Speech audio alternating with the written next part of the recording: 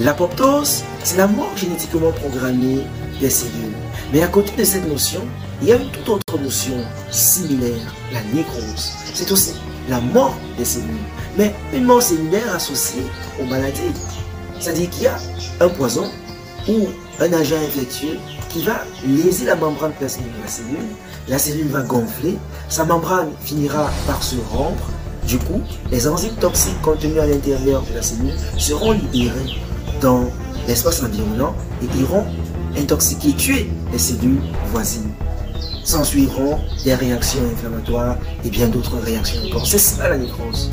Or, avec l'apoptose, c'est différent.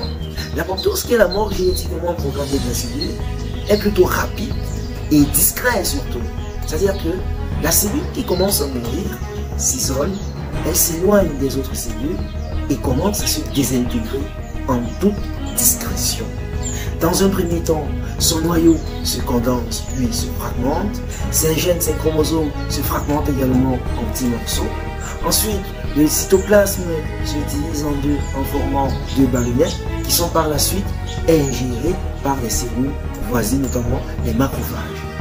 Ensuite, la cellule mourante émet ou alors exprime à sa surface certaines molécules qui permettront aux cellules, notamment les macrophages, de venir les absorber, de venir les phagocyter.